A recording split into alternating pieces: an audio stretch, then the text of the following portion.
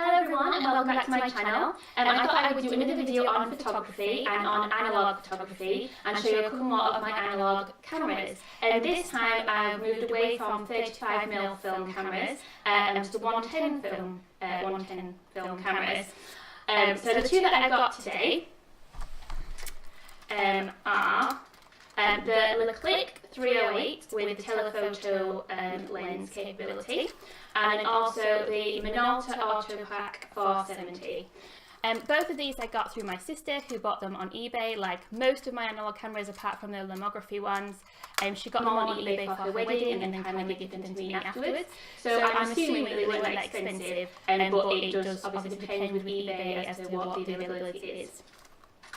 So starting with the little Minolta here, it was made in Japan in the 1970s, I think between 77 and 79. It does take 110 film, as I said, and according to the interwebs, it has an electronically controlled exposure and 4 focus options, as well as a close-up mode as well. So you have this little switch on the front where you can select the focus distance, and you have options of more than 10 metres away, 3.5, 2, 1.2 and 0.9 metres, and then the close-up lens is 0.5 metres away from you. There's also a red warning light that when you look through the eyepiece here, a little light will go off if it detects that the picture is going to be underexposed. Which is nice, although I'm not sure this actually still works on this camera, to be honest. Because these cameras are quite old, it was quite difficult to find information about them on the internet. A lot of the information that I was finding was actually coming from eBay listings, so whether it's accurate or not I don't know, and it was quite limited. So according to the internet, the camera has a row core lens. I don't know if I'm pronouncing that correctly, I'm afraid I've only seen it written down. It's 26mm and it's an f-stop of 3.5. I did also read somewhere that the camera can auto-adjust for ISO 200 film, so it detects the ISO of the film and automatically adjusts the exposure, and I'll come on to that a little bit more when I talk about 110 film. And another thing that I said in someone's review is that when you're using the camera, what you see through the viewfinder is quite different than the finished product when you take the actual photograph. So in some ways things are going to get cropped, and in other ways you're going to end up getting more on the image than perhaps you wanted. So that's just something to bear in mind. I haven't used these cameras a ton, and it's been a while since I did use them, so I can't honestly remember, and I probably don't pay that much attention when I'm setting up an image. So I can't vouch for that one way or the other, but that's just a review that I read. So moving on to the Clic 308, this was really difficult to find information on the internet. When I searched for the Clic, all these really cool 1980s cameras popped up that were really bright colours and didn't look anything like this. I did find a record of this being created, but no further information. You see like lists on a page and anything else will be hyperlinked apart from this. So there's obviously a lack of information now about this camera. I do know that it is from the 1980s and that it does have the telephoto lens. So it just gives you that extra zoom in, I suppose, which is kind of fun, and you just push the little slider here and it changes the lens. That's pretty much all the information I have about this camera. It also again takes the 110 film, as I mentioned, and I treat it very similarly to the Minolta. They both have flash capability, although not with the Minolta at the moment, because I don't. You have to have a separate flash pack which attaches, which I don't have, but with the Clic it is an inbuilt flash, so it has that going for it.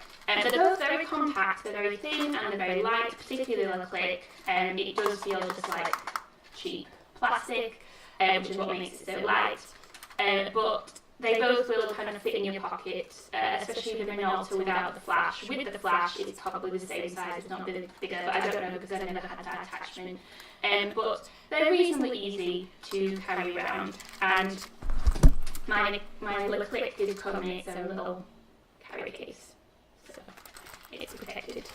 So moving on to the 110 film, which is a cartridge-based film format, and you get 24 frames per roll. It is extremely easy to load, you just click it in, and you don't need to rewind, so it's very easy to work with. It was introduced by Kodak in 1972, but it fell out of favour and companies stopped making it. So Fujifilm, I believe, was the last company to make it in 2009, before lomography reintroduced 110 film in 2011. So you can still get a new 110 film through the lomography website or lomography stores. As far as I know, that's the only 110 film available that isn't old stock or expired stock, which you can still get online. The 110 film apparently has a small negative size, which makes it difficult to enlarge without making a grainy image. So it was associated with blurry, grainy images, which may be one of the reasons why it fell out of favour and people stopped using it. Also, probably the rise of digital cameras, a lot of these formats became less popular.